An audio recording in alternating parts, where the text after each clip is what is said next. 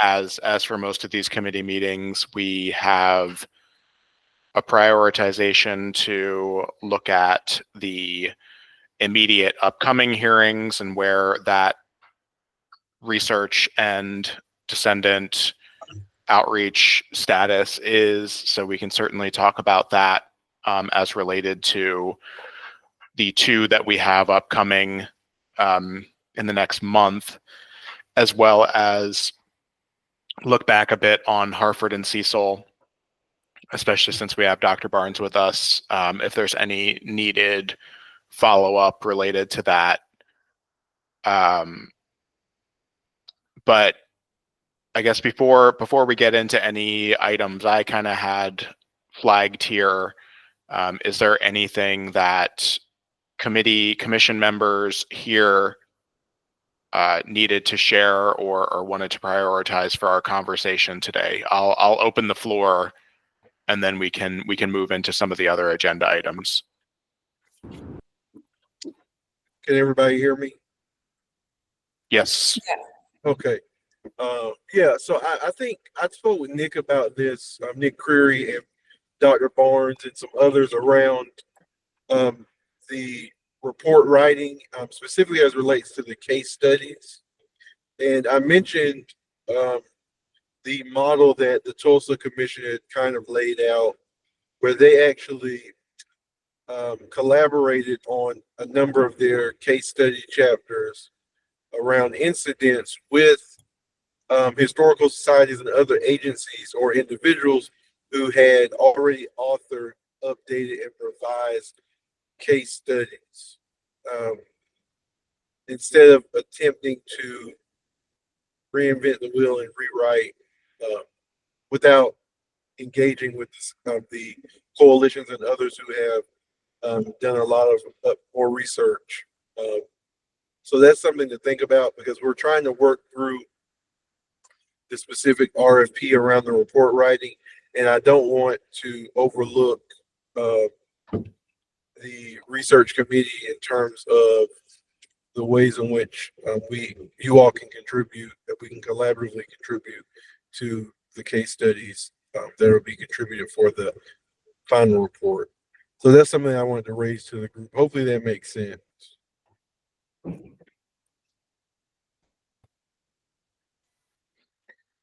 Well, Charles, are you saying that, and you know, if I had read the RFP thoroughly, I probably know this detail, but will the report writer be also contributing to the writing of specific case studies? Is that what you're saying? That's a possible route. So Correct.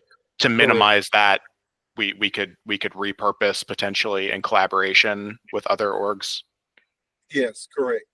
That's what I'm suggesting. Because I feel like we have a whole committee that's been doing research, and I think we're capable of collaboratively authoring the case studies with the groups that we've engaged, versus trying to farm that out and trying to have to explain intricate details and have them research cases and things like that. Those are just my thoughts.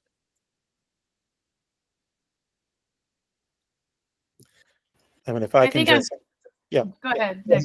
Okay, yeah. No, I just wanted to chime in just because, again, sort of the way I sort of envisioned this was that, you know, that first part of the report would have sort of, you know, updated case studies, basically all of the information that we've accumulated, that you've amassed, you know, doing the research, all the work, you know, that Heritage Associates have done, information presented in the hearings.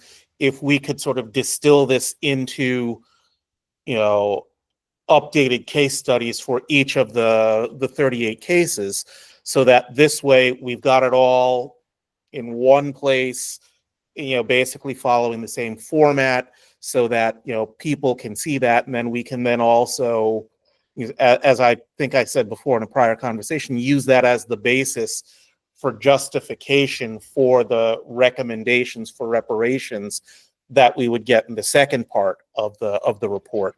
Now, again, if you all in research want to do that, that's fine. But I think, if we're hiring somebody to do this, yeah, we can certainly give guidance and work with that person or that team.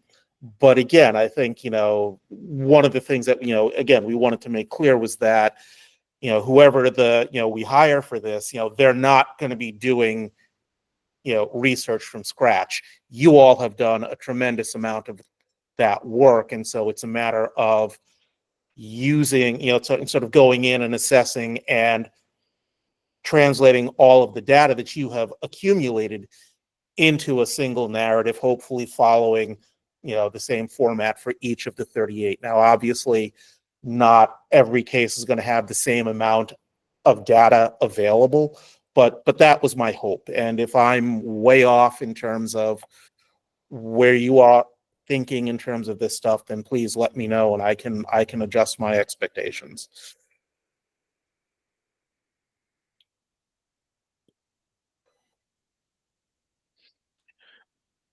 Well, that's, something I think we can all chew on as a committee. And I would especially want to defer to the opinions of state archives, in that the workflow would go through them, at least with the current structure of where the material is hosted on the site. But just my initial thoughts is that there are certainly partners who we've given all due credit for the research that they've done. And I think that's because it's been such high quality that, it doesn't really make sense to try to rewrite everything, when a lot of times we're working off of what other organizations or individuals have done. So that's my opinion. It may not be the case for all of the local coalitions or other organizations that have done research, but that's we should use what is high quality, I think, and just continue to give credit. And I also think the collaborative piece is essential. I know Amy had a comment. Yeah, I mean, I think I'm a little confused because the RFP for the report writer was to include writing up the case studies based on all of the research that has been done. And we were clarifying for them not to do new research. And it's really, we're asking them to synthesize, pull together everything that this committee has done and that local partners have done. And I think throughout, we do need to give credit to other folks who have done the research, and we can all name names. And that should be in the main resource list, which I imagined, or bibliography or references cited, whatever it's going to be called at the end of the report, throughout the report. But it was not my understanding that the research committee and local partners would be writing the case studies that actually live in the report. It's the report writer that's taking all the research. And in some cases, it's already been written pretty much. It's living on websites. But that's not the conversation we've had with our local partners, that they would actually be writing up case studies for a commission's report. That's the commission's responsibility via the report writer. Unless I'm really misunderstanding. Well, yeah, I think we're talking about specific cases. So I think to David's point, when I speak of the specific case studies, I'm talking about those that are authored by. These are the three I'm speaking of specifically. Those that are authored by, for example, the Frederick County, that was authored by Dean Herron, the chief historian for the National Park Service, National Capital Region. Cecil County was authored by a professional historian. So was the Montgomery Historical Society. Those are three high-level assessments and exhaustive treatments of the lynchings that, in addition to what we've uncovered through Heritage Associates, I think we should collaboratively, in those cases, author those case studies with the individuals who have been a part of this work. And we can open that up to them and see if they were interested in that. If they turn it down, that's one thing. But I do not think we should waste time reinventing the wheel and having fresh people come in to evaluate and analyze these case studies. I think the Yeah, strength and the most important. Go ahead. I don't think that's what we're asking the report writers to do. I think we have tried to clarify that in the reworking, reframing. So I think we're probably saying similar things, and probably best to go back to David's agenda here, because I think we are sort of saying similar stuff. Okay.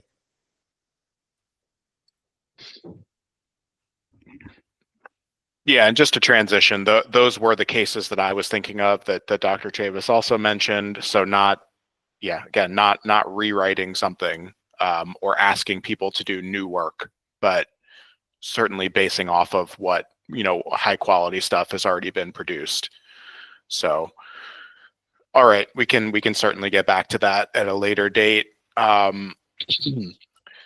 We do have the Southern Maryland hearing that is coming up on Saturday, November 16th. So folks here probably all know, since we are all on the inside here, that we are looking at Benjamin Hance as well as Charles Whitley. So those will be the two individuals who will be commemorated during the one hearing. It is, however, a tri-county hearing. So I guess just quickly, Amy, is there any Charles County component that is being actually built into the hearing, or anything that we as a committee should know about kind of going into that, or just focus on our two cases? Yeah, I don't think I have a current run of show easily accessible. There is somebody speaking from Charles County, but it might be more of a welcoming or closing. I don't even think it's specific about any named attempts. I'm not sure about that. I will say that the hearing, again, it's a smaller group today. The hearing will end at 1:30 based on some logistical stuff that has happened. So David, your part will probably be shortened even further than what you may have expected. Everybody is losing time. And, with two known victims, it should be doable. And I'm now getting my regions and counties confused, because I think that there may have been some known attempts down in that area to, that speak to more of a practice. I see Hannah nodding. Yeah. So a practice of behavior that could be referenced across all three.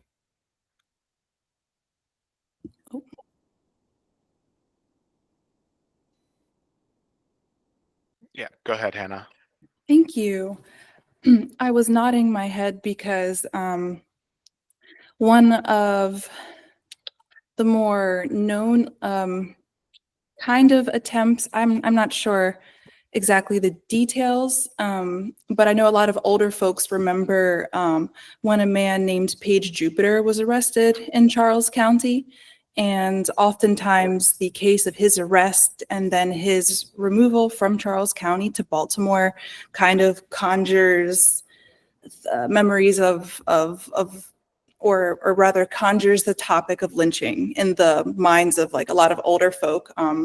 Certainly in my family, my great grandma, she was born in La Plata, Charles County, and like some family members like mention him, but Page Jupiter is one case that at least brings to mind the topic we're talking about, though he was not lynched. And I don't remember if there was like an attack on him that he escaped, but the Page Jupiter case comes up a lot. Just to chime in real quick. I mean, they literally got him out about 10 minutes before the mob got to the jail there. That's how they were able to get him to, I don't think they took him to Baltimore. I think they took him next county over. But he was eventually tried, convicted, and executed. So he'd be one of those legal lynchings. But again, I see that case as one in which the jailers were able to protect, somebody from a lynch mob. But yeah, I remember reading, in sort of dramatic fashion, how they literally were able to get him into a car and get him out, about 10 minutes before that mob arrived at the jail.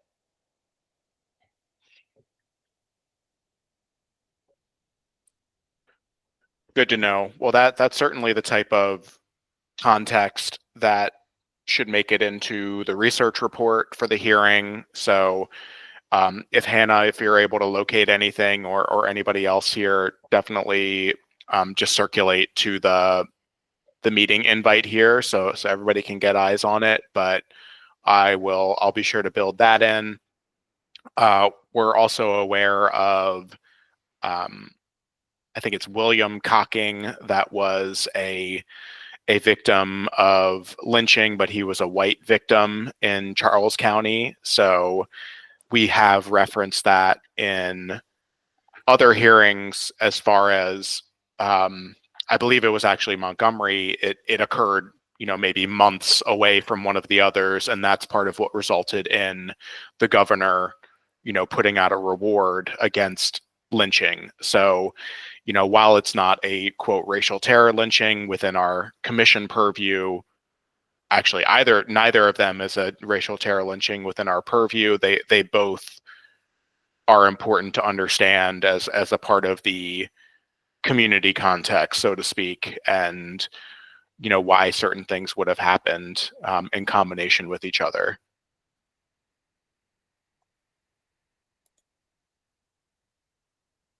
There was, if I may briefly, there was another potential attempted lynching case that Chris and I discussed a few months ago.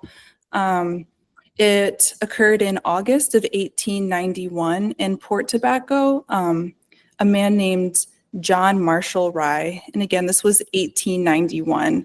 I have two articles up from the Baltimore Sun. One of them is titled "Attempted Lynching: A Disguised and Armed Mob Successfully Resisted in Charles County," and it describes. There we go.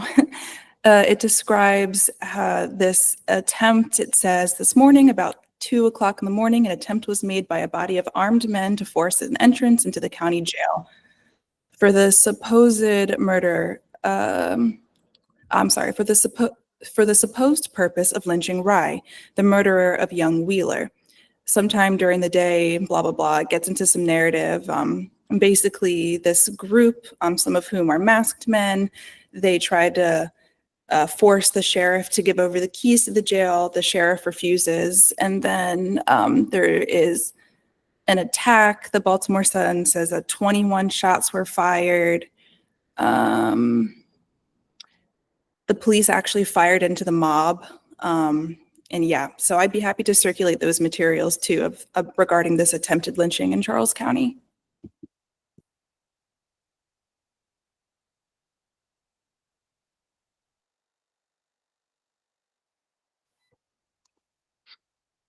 Absolutely. Thank you. And as far as Charles Whitley and Benjamin Hance are concerned, Heritage Associates did provide profiles of those individuals. So that is, I believe those are now in the Google Drive folder, but I have not, I don't think, forwarded those by email. So that'll be another step for me, and to go to the full commission. And then alongside that would be the genealogical charts that were prepared for them. So we understand also the descendant relationships that we may hear from, depending on what kind of response we get from outreach. But I haven't admittedly read those profiles in recent days, so I'm not going to be able to kind of list any details other than just kind of working through it in real time here. So I'd rather not spend our time with me just reading a document that I can I will end up circulating.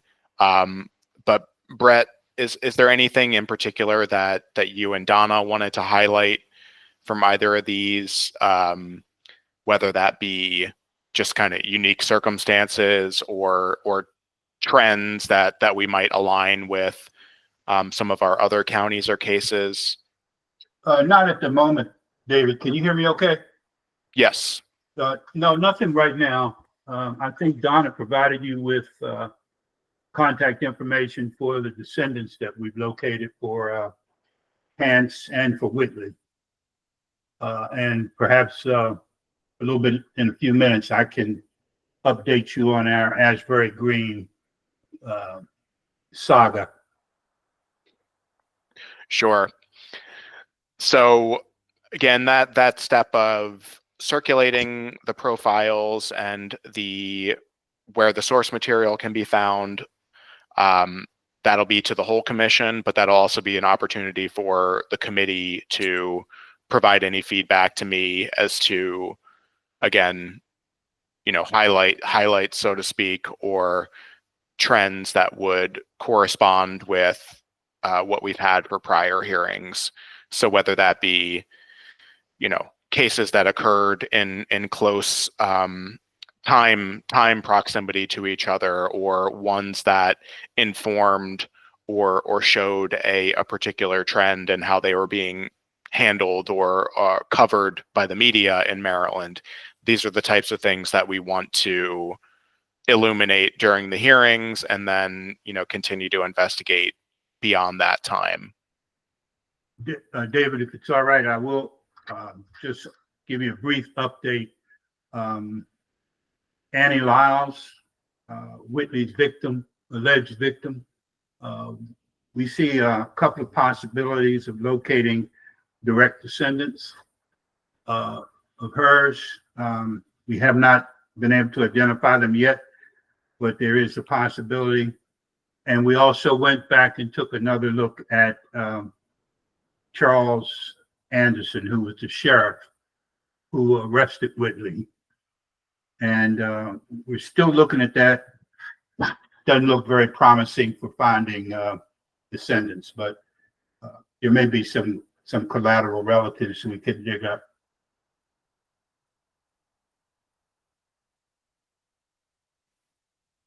Within the next few days, we realize the hearing is upon us. So yeah, exactly. And that, being within 2 weeks, I don't think that we would expect new contacts to really be able to arrange that. But, again, we want to continue to not look at the hearings as the endpoint for this sort of engagement. So definitely want to continue on that path and see what we can come up with. Yeah, Amy? You almost took the words out of my mouth. One of the things that I've been saying to folks is that if they don't feel comfortable testifying at the hearing, they're more than welcome to provide written testimony. Or if we make contact and build that relationship and it's just not sort of soon enough, that we will remain in conversation with them. So I'm circling back to folks from the Hartford-Cecil County hearing with just that kind of message, that they sort of weren't present for it, but they had expressed interest. They aren't descendants, but they were supposed to be folks who are part of that conversation. So speaking of which, David, I've not heard from Tanya Brown.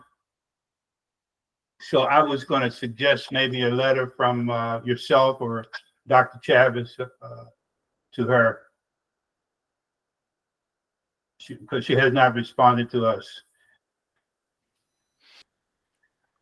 That's a likely Asbury Green, if I'm believe, recalling. Yes. Okay. Yeah, I can work on that with David.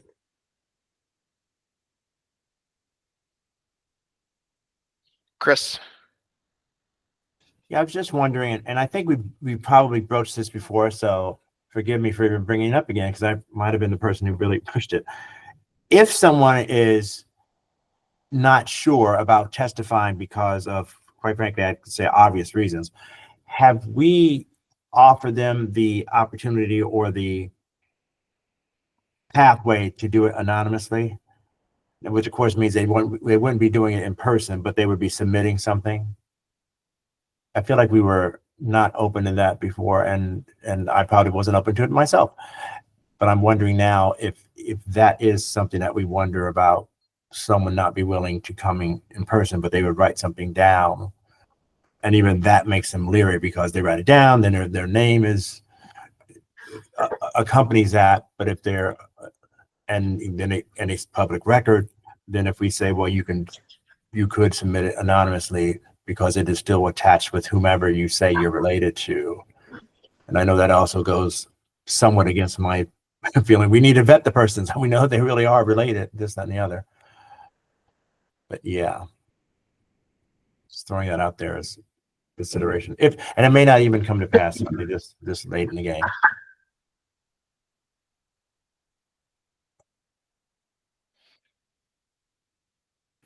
I feel like if somebody was anonymous, we would still need, we meaning somebody here, would still need to have verification of the relationship to the identified victim or perpetrator or community. You know, somehow we still, because if we're holding people accountable who are being public about their statements, we should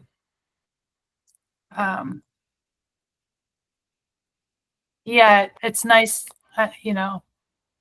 Well, it's along the lines because we, in our earliest form, which I think still is in place, although rarely used, is if people were to have submitted documents through our uploader, if people were to have submitted things in person at our front desk, and it had to do with the lynching, and they said, well, I don't want my name associated, but then we would accept it because it would be something having to do with whatever lynching the material itself would reveal that it about which lynching it concerned itself. So, and within our uploader, we do have a question, which is probably one or two or something, that makes them acknowledge the fact, or asks them to acknowledge the fact that this is for a hearing, public testimony for the Maryland Lynching Truth and Reconciliation Commission. Would you be okay, or would you accept, or something like that? I can't exactly remember. I could find it pretty easily. Would you accept this being associated with you or your name or whatever? And there's a yes or no response there. Now, since we've had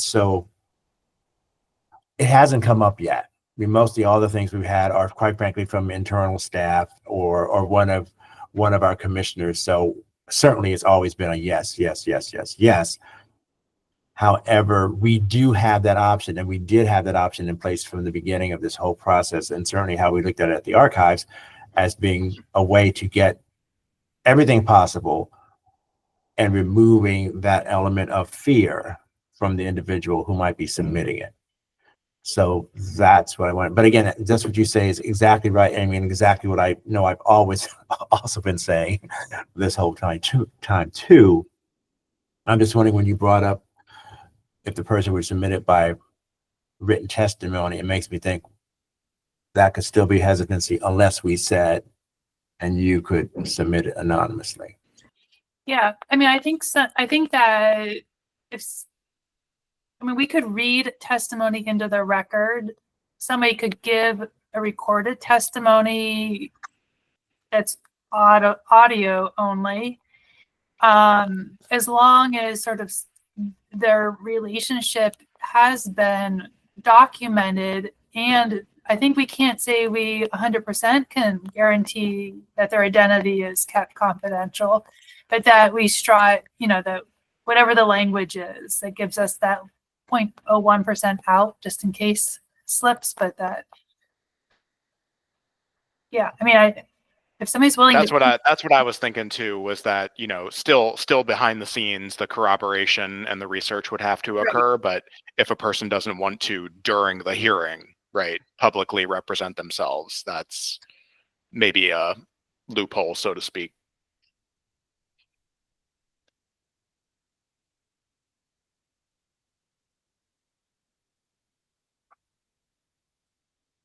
So just keeping with Calvert and the Calvert and St. Mary's cases, the was alluded to the descendant identification. So thank you again to Heritage Associates. We had 3 confirmed relationships with living individuals, all of whom to some extent had agreed to collaborate and or participate in the hearing. So that's 2 individuals associated with Charles Whitley and 1 associated with Benjamin Hance. And the outreach, those are both cousins multiple times removed, second cousins multiple times removed, as we've seen in other county relationships to racial terror victims. And as I understand that outreach process is underway with the contact information that we have. So unless anybody has any newer information other than that, I think we are hopeful that we'll get additional responses from those individuals who, had already showed a willingness to collaborate.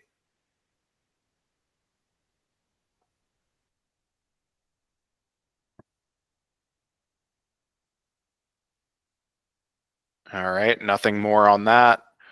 The last piece of information that I had or that I had noted to share about the Southern Maryland hearing, this is something that Michelle Coles, our fellow commissioner who's been organizing a lot of that liaison conversation, shared that the Charles Ball narrative, which I think many of us are familiar with, as he was a War of 1812 and an enslaved veteran and enslaved person, recounted that he had almost been lynched for an accused crime during his time of being enslaved. So just want to mention that at least briefly. That's something that came, I think, from a local coalition member. So another thing I'll include in the record. And there has been, discussion about what is there some distinction between lynchings or near lynchings that took place while, during the time of enslavement or even during the Civil War, as opposed to the ones that took place after the fact, and some of these kind of era trends that we might hone in on as a committee. So that's another thing that I can circulate. I'll probably just forward Michelle's message so folks here are aware of that connection. But again, just something else to add to the report.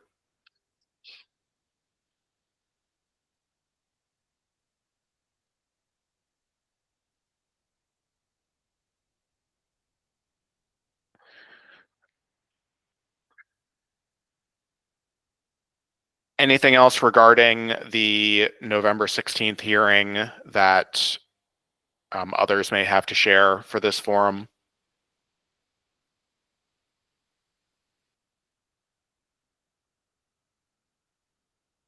Fair enough.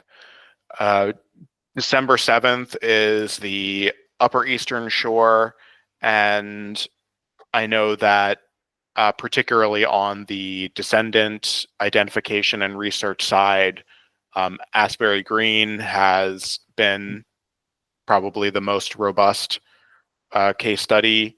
So I know there are some things to share there.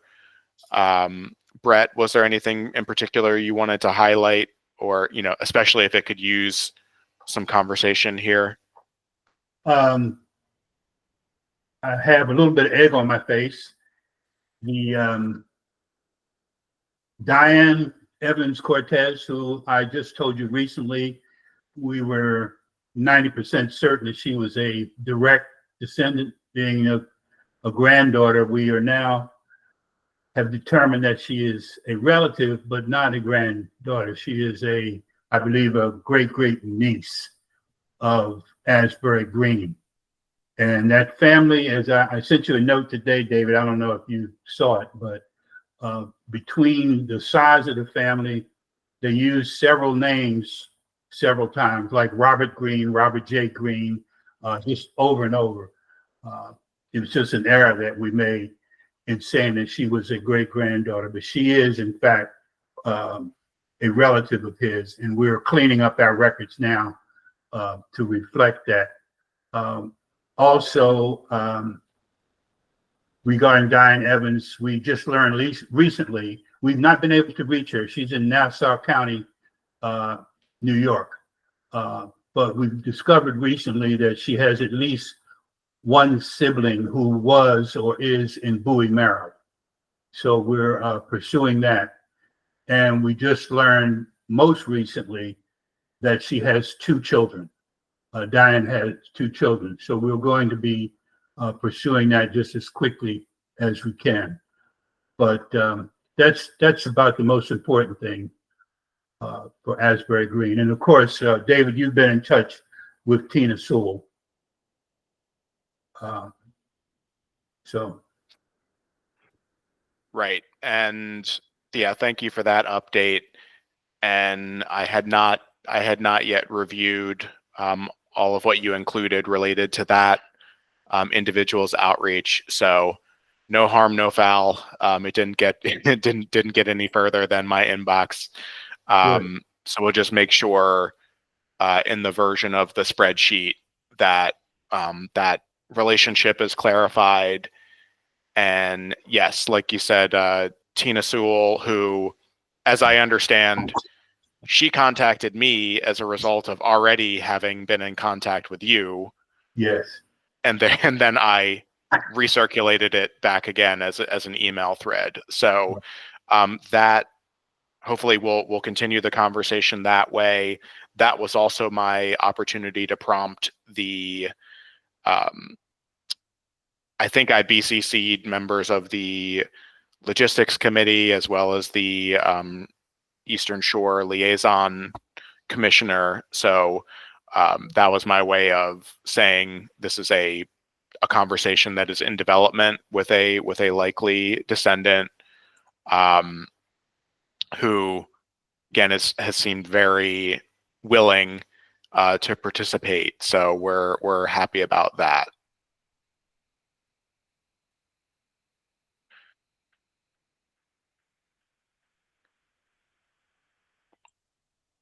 One other thing, going back to Montgomery County, we just recently got from the state archives some documentation of George Peck. I believe it was George Peck's arrest records. I think in one of the narratives they talked about him being a convicted felon or having problems at the Rockville jail and some similar comments. So we've uncovered some records at the state archives about his incarceration. I'll be uploading those soon.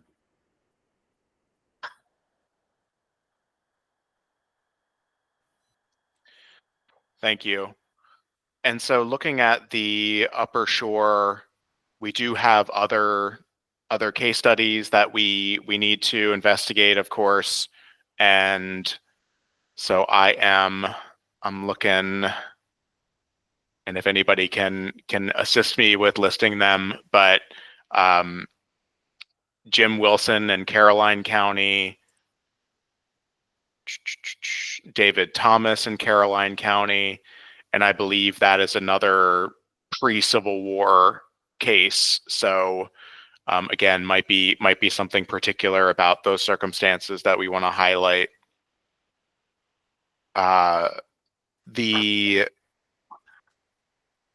the Midshore is also including, is it also including Talbot County, but kind of similarly to Charles County, one that does not have a racial terror lynching? Okay, so Caroline, Kent, and Queen Anne's. Yeah. So Kent County being James Taylor, of course. Yes.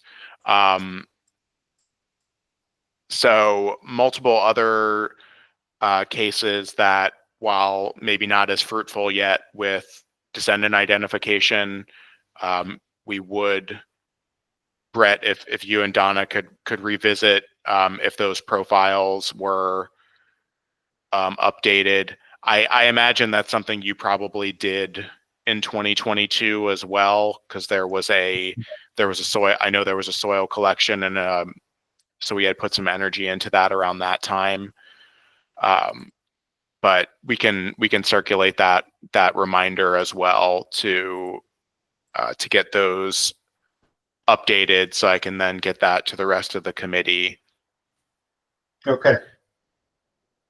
And I know that, or I believe that James Taylor has gotten a decent amount. I mean, there is a James Taylor Justice Coalition, so I know that, you know, a good amount of the local organizing in Kent County has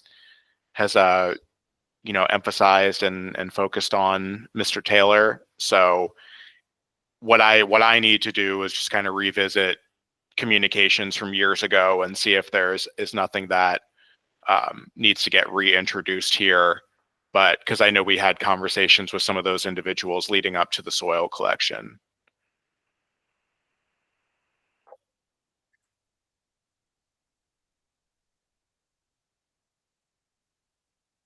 But to my knowledge, Asbury Green is the only one that had identified descendants with some promise of potential participation. Right. Correct. Okay.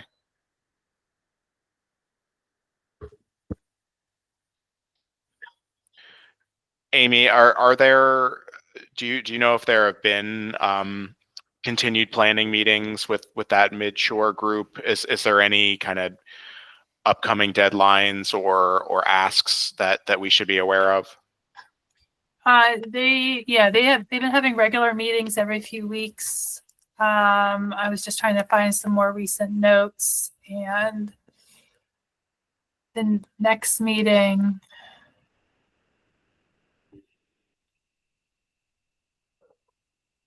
I think Phil Dutton is the one who's done the research. He's with the Taylor group, Yes, and yes. I think he's done a lot of research. They've been. I'm not gonna be able to find the next meeting right away, but no worries. I mean, definitely good to know that those are occurring. I mean, that's something to keep us accountable and have you know, again, deadlines to have more clarity on where we are with things. Yeah, Elizabeth Hughes is the primary commissioner liaison. Right.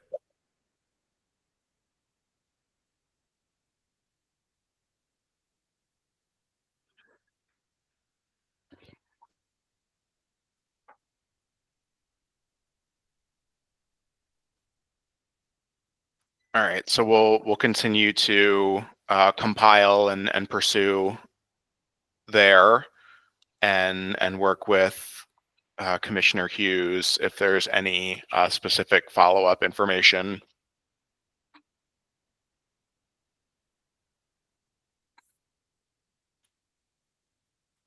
As you said, Brett, there was another potential descendant or somebody that identified herself as a descendant that reached out to the commission that we had some correspondence with, but that kind of went a little cold. So we are trying to reactivate that individual.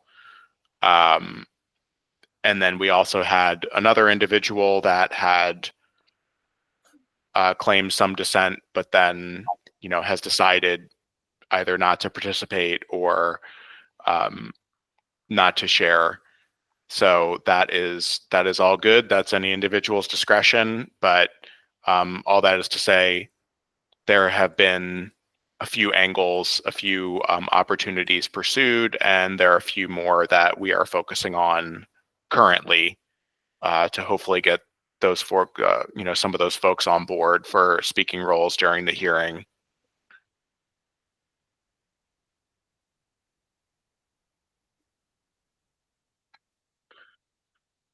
We've had some developments with Prince George's County collaboration as well. So thanks to Chris, Brett, and others for helping to facilitate that.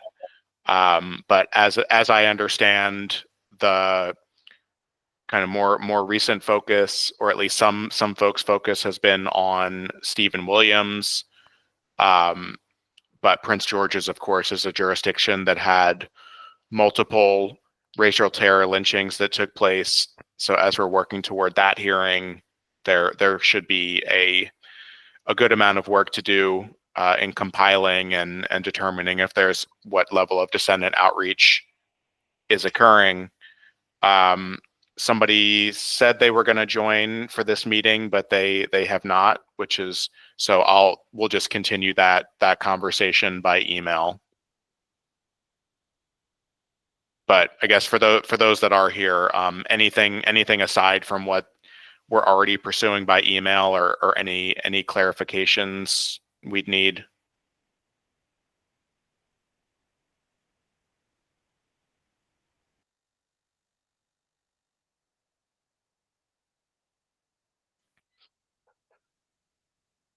All right. Well, then we will, again, we'll continue working with the local coalition via email, and if there's a need to schedule a Zoom meeting or a phone call, we can obviously do that. But we appreciate that level of collaboration that we're getting.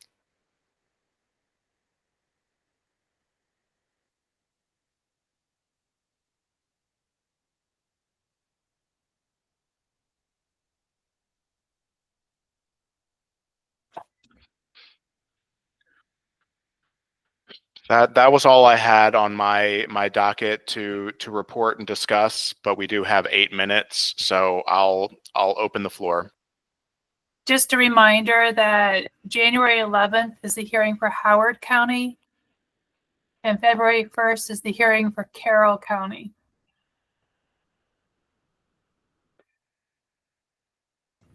And there's one known lynching for each of those.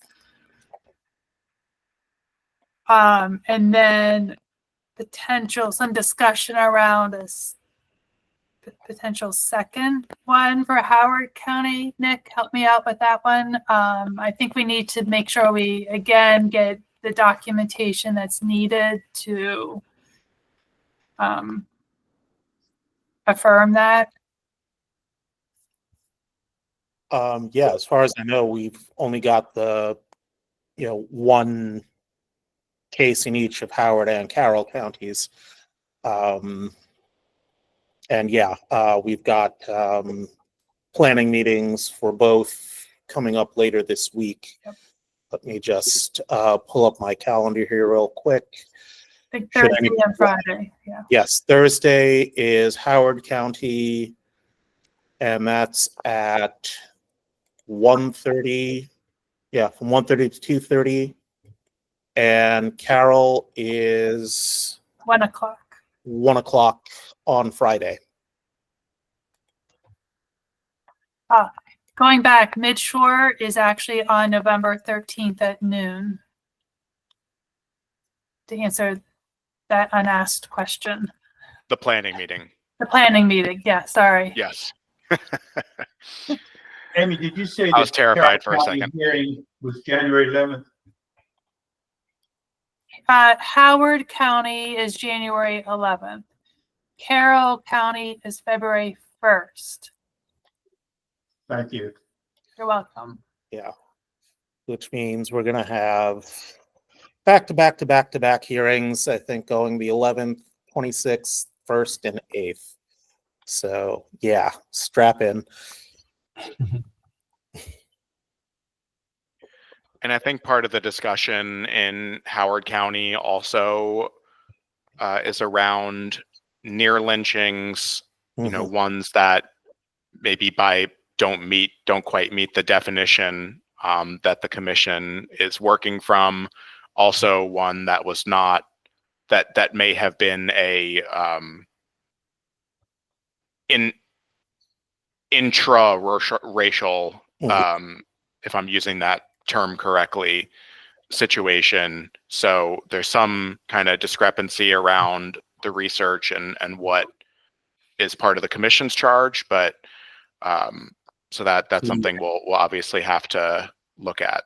Yeah, I've had a couple of conversations with Marlena about that and working on strategies to, basically in the presentation of the material, of the case, the one case that sort of fits within our purview, but to allow her a little bit of time to put that within a broader context of racial violence going back to the founding of Howard County in 1850. So she's aware, I'm aware, we're working on it, and I think we're finding a happy medium. So we should be able to,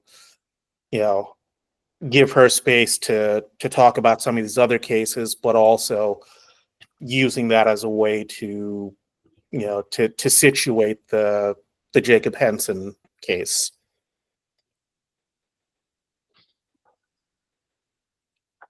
And Nick, Marlena is the only person representing Howard County, at least at this point? She says she's got other folks there, and I'm hoping that some other folks will show up. But right now, yeah, she's been the only point of contact. Okay.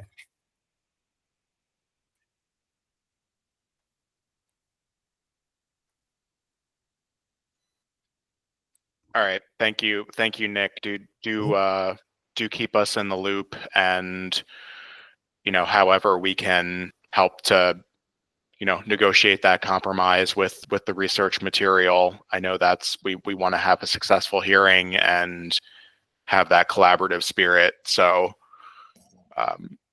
yeah, let's definitely work toward that. And we've shown a measure of flexibility with other hearings. I think we all understand it's a slippery slope of all of what you're able to acknowledge in 3 or 4 hours. So we have to try to stick to our charge as closely as we can. Was a recommendation made for David to join the next meeting that's going to be with Marlena? Because that was something she did ask in the last meeting that we had with her. I think if we get somebody from research there, that would be good. Again, for reasons known only to her, there are some, I don't know why she, there's some issues there. So it's probably, I think, best for all parties that we not ask David to be present for that meeting. And so if others from the research committee could show up, that would be helpful. Well, I'm listed on it right now, Nick, and I was sort of wondering why, but I know I've talked to her I've talked to her before for many occasions. I talked to her in the front lobby about things. So. Okay, so Chris, one thing to be aware of is that she does have research that she has conducted, and I don't know if she's wanting to share that research with us until we provide what research we have. Is kind of than what's been mentioned. Okay. So I just want you to have that preview coming into the meeting as well. Okay. Yeah, I feel like that's vaguely what I'd heard before from her, and I try to assure her that eventually it's all supposed to come to us anyway. I mean, eventually, because if it has to do with a lynching that happened in the state of Maryland, and it's a racial terror lynching, ultimately it should go to us. It can go to us either separately from the commission or with the commission. I mean, ultimately it's supposed to go to us, unless you keep it to yourself. Brett, put your hand back down. I see your hand trying to reach your head right now. I'm still talking. I'm speaking. I'm speaking. No, Brett, what did you want to say? Were you going to say something, Brett? Oh, you weren't. Okay, fine. Okay, Hannah. I have not yet looked into these, but on my working attempted lynching spreadsheet, there are 3 for Howard that I like found some, kind of not quite sure what's going on there. But leading up to this meeting with Miss Marlena, I could peep into them and then touch base with you, with y'all to see if they, I don't know what y'all think. I just looked on my spreadsheet quickly and saw that I have 3 early 20th century cases for possible cases for Howard County. Not really sure what they're all about though yet. Oh, thank you. I'm going to check this link that David just shared.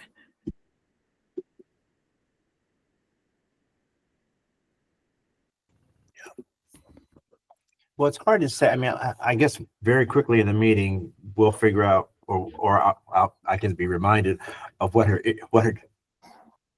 I mean, she certainly has a lot of mistrust. I mean, that's for sure about what we're doing and what has been done, and we can certainly broach why that is, or ask her why she feels that way, and then tell her again that this is something that whatever the research is, it would be something that would be added to the file on the individual. And one of the things that we have addressed, which I think I was remiss not to mention in our earlier meeting, is that when we get research from other sources, which is to say, the research that we get from the research that the archives gets, to be more specific, the research that the archives receives that has to do with any of the lynchings that we're concerned with, what we have decided to do is that we include that with the specific biography as additional resources or additional, I think we're considering additional resources, because the bio that we have created, whether it was one of our full-time staff or one time we had an intern via Will Swartz named Zachary Tucker, who was working with us for a few years.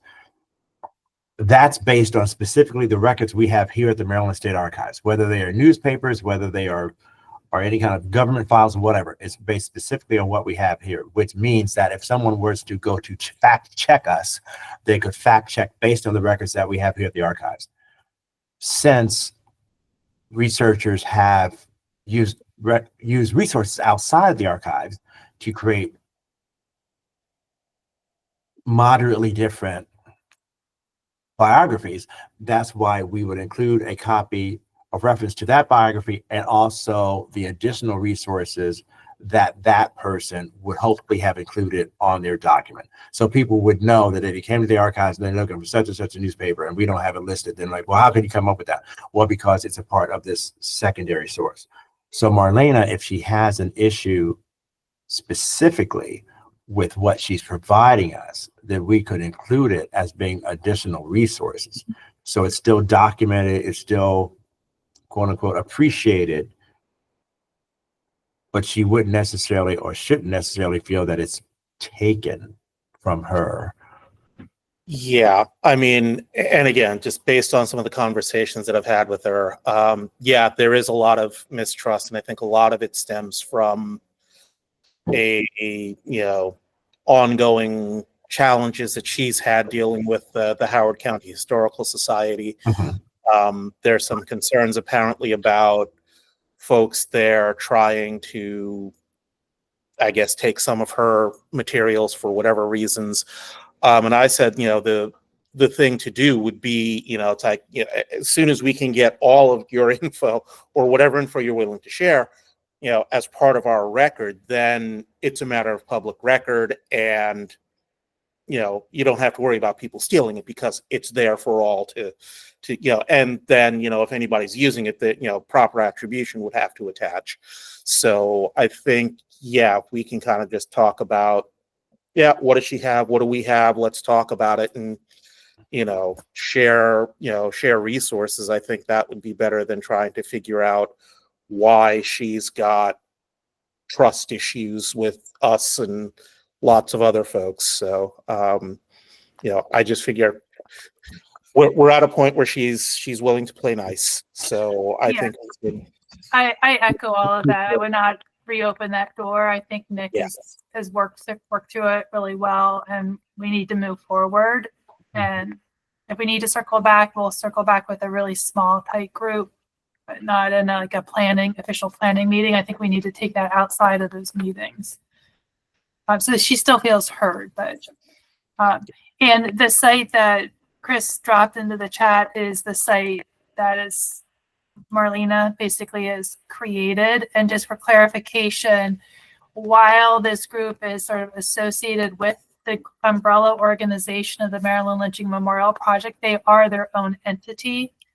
So it is not like working with the Baltimore County Lynching Memorial Project or Prince George's County Lynching Memorial Project.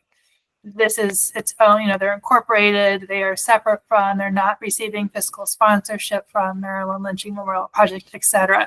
So it's sort of, but yet we include, I'm sorry, that's my other hat, the we of my other hat, they are invited to opportunities as if they are a coalition,